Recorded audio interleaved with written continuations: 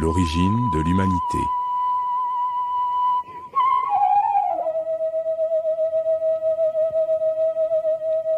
Vous savez que l'humanité a pris naissance en Afrique. La séparation de l'homme et de l'animal s'est effectuée en Afrique, on n'en doute plus. Cet événement important a eu lieu il y a environ 5 600 000 ans. C'est en Afrique qu'on trouve représentés tous les spécimens d'hommes fossiles à l'exclusion de tout autre continent. Les deux variétés d'Australopithèque, l'Australopithèque robustus, l'Australopithèque gracile, l'Homo habilis, l'Homo erectus, l'homme de Néandertal, l'ancien Homo faber donc, et l'Homo sapiens sapiens, l'homme deux fois sage comme vous et moi. Ce dernier spécimen est né en Afrique il y a 120 000 ans. Et cette humanité est née sous l'équateur, sous la latitude du Kenya. C'est-à-dire sous une latitude où le flux de radiation ultraviolette est tel que tout organisme humain né sous cette latitude est nécessairement pigmenté et noir. Il n'aurait pas été possible à la première humanité de survivre si elle n'était pas pigmentée, la nature ne créant rien au hasard. Donc la pigmentation a une fonction protectrice de l'organisme et protège l'organisme contre les radiations ultraviolettes qui auraient détruit complètement toutes les cellules de l'organisme. Cette humanité s'est développée en Afrique de 120 000 ans à moins 40 000 ans. Elle est sortie de l'Afrique par deux voies, par l'isthme de Suez, et c'est pour ça qu'on trouve des spécimens en Palestine, mais qui sont plus récents que les spécimens africains. Et je connais ceux qui font ces fouilles dans cette région, en particulier le professeur Van der Merch. Mais lorsqu'on sert la chronologie de près, on voit que tous les spécimens trouvés en Palestine sont plus récents que les spécimens africains. C'était la voie de sortie de l'homme africain. Non pas seulement de l'Homo sapiens sapiens, mais aussi des spécimens fossiles qui n'ont pas survécu et dont je viens de parler. L'autre voie de sortie, c'est Gibraltar. C'est par là que les hommes sont passés. Ils ont laissé des traces. Toute la peinture dans les grottes, la peinture rupestre, montre que c'est par là que l'homme est sorti. C'est seulement au sud de l'Europe, vers les mers chaudes, vers la Crimée, le sud de la France, le sud de l'Espagne, ce sont ces régions-là qui étaient habitables. Et c'est là qu'on trouve concentrée la première humanité négroïde il y a 40 000 ans qui a vécu en Europe. Et autant il était nécessaire d'être noir pour survivre en Afrique, autant sous les climats froids, tempérés, où il n'y a pas de flux de radiation ultraviolette, il faut avoir une peau claire pour survivre. Et l'homme noir s'est dépigmenté, c'est une loi de la nature. Et sa morphologie également a changé à la suite de l'adaptation aux conditions de respiration dans le froid. Et le blanc, le premier type blanc est apparu, toute idéologie mise à part, il y a 20 000 ans au Solitréen, et c'est l'homme de Cro-Magnon. Le premier nègre, le premier habitant de l'Europe est un négroïde, qui est l'homme de Grimaldi. Quand je me situe seulement au stade de l'Homo sapiens sapiens. J'ai laissé tomber les Homo erectus et autres qui effectivement aussi sont sortis de l'Afrique parce que ça nous mènerait très loin. Donc voilà le processus par lequel le blanc est sorti du noir, déjà. Et toutes les autres races aussi par filiation plus ou moins indirecte.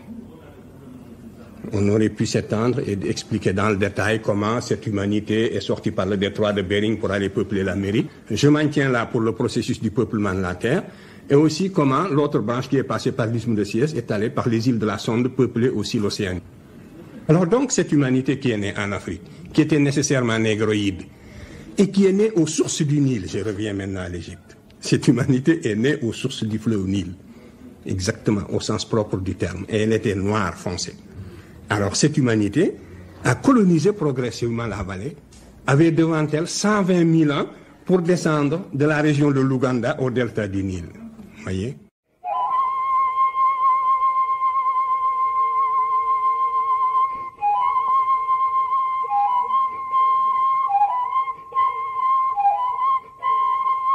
Le peuplement de l'Égypte ancienne.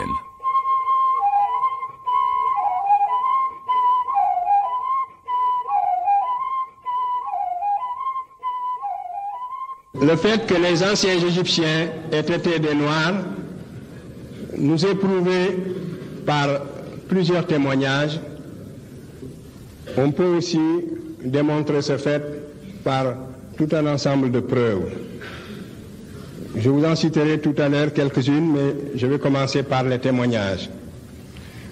Les Grecs, à l'époque classique, qui n'avaient aucun intérêt à nous présenter les Égyptiens sous un faux jour ethnique, nous les avons toujours décrits comme étant des Noirs.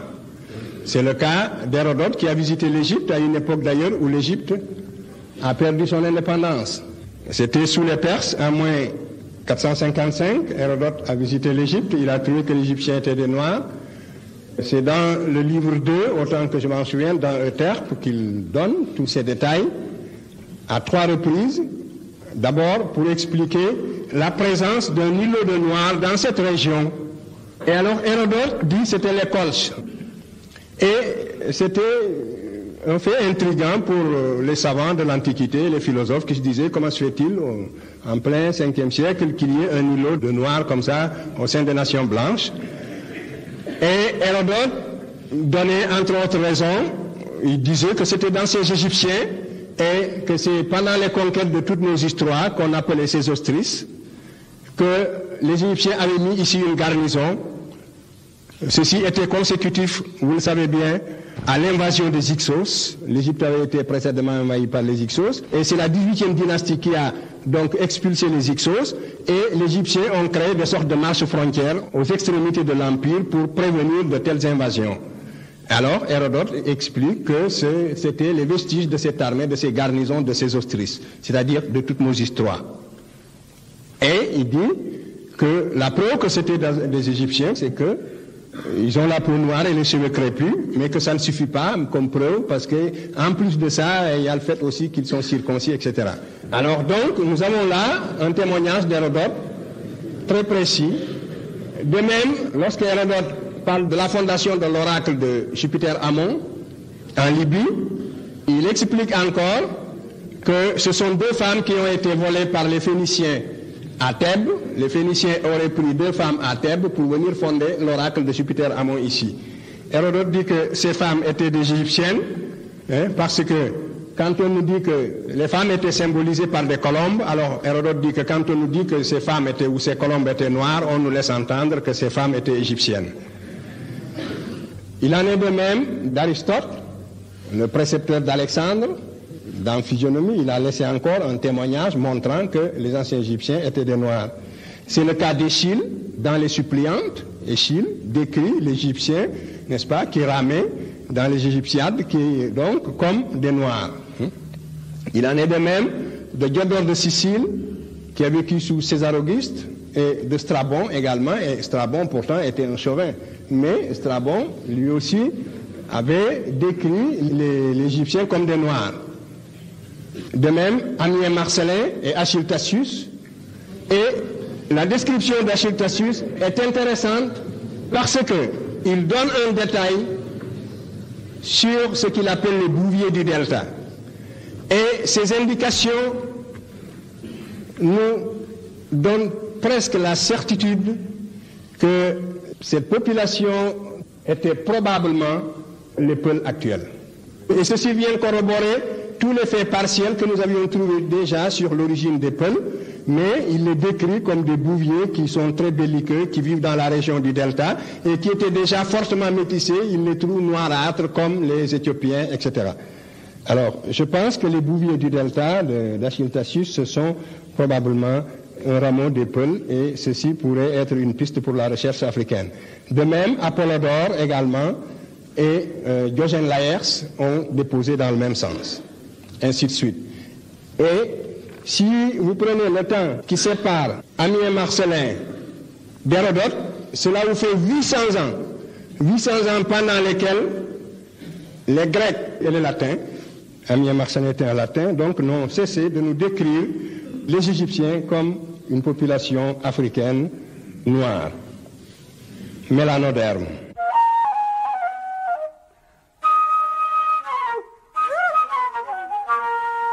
La Bible, témoignage de la Bible doit être pris en considération. Et la Bible nous apprend de façon très nette que l'Égypte était habitée et l'Égypte était une nation noire. Prenez la Genèse, prenez l'Exode. La Genèse dit justement que Cam, n'est-ce pas, les descendants de Cam, ce sont Misraïm, c'est-à-dire l'Égypte, Couche, l'Éthiopie, Canaan, Pout et Avila, n'est-ce pas, Saba, qui sont en Arabie, et Loudim, qui serait, n'est-ce pas, en Libye, avant l'arrivée du Libyen, le Coderme. Parce qu'il y a eu dans cette région-là, ce qui induit souvent en erreur, c'est qu'il y a eu un Libyen noir qui a précédé le Libyen blanc, qui n'est arrivé qu'à l'époque où les peuples de la mer ont commencé à envahir l'Égypte sous la 19e dynastie. Ensuite, le témoignage de la tradition arabe et musulmane. Il est certain que pour tous les savants arabes qui ont écrit, pour toute la tradition musulmane, l'Égyptien ancien était des Noirs. Et même l'Arabie sabéenne, anté-islamique, était habitée par le peuple de Saba, qui aussi, du point de vue même du Coran, est considéré comme un peuple africain noir.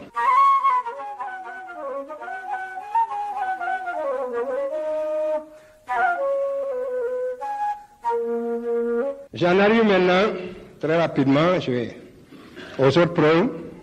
Les preuves positives que l'on peut fournir montrant que les anciens Égyptiens étaient des Noirs, il y en a une qui résulte de mes propres investigations. Je m'étais dit que si les anciens Égyptiens sont des Noirs, on peut le savoir en étudiant la peau des momies. Effectivement, j'ai procédé à une telle étude et j'ai déposé la conclusion dans un article, j'en ai parlé aussi dans le cadre du congrès du Caire. C'est-à-dire que si vous faites des prélèvements, vous pouvez monter des préparations de l'ordre de quelques microns, de quelques 4 à 5 mu.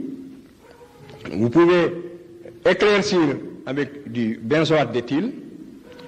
Vous pouvez regarder en lumière polarisée ou même en lumière naturelle. Si vous regardez en lumière polarisée, vous pouvez rendre fluorescents les grains de mélanine.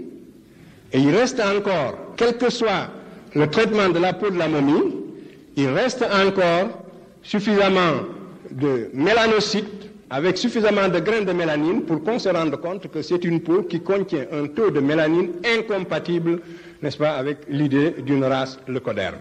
Et une autre preuve, c'est le canon de Lepsius. Vous savez que Lepsius est un Prussien du 19e siècle, mais c'était un savant de bonne foi. Et je crois que nous devons rendre hommage aux savants de bonne foi, ceux qui ont le courage. Moi, je respecte l'objectivité. L'objectivité est une force qui n'est pas donnée à tout le monde. Il a établi ce qu'on a appelé le canon de Lepsius, c'est-à-dire des mensurations ostéologiques. Il a fait un quadrillage de l'Égyptien parfait et il décrit l'Égyptien parfait comme un nigricien.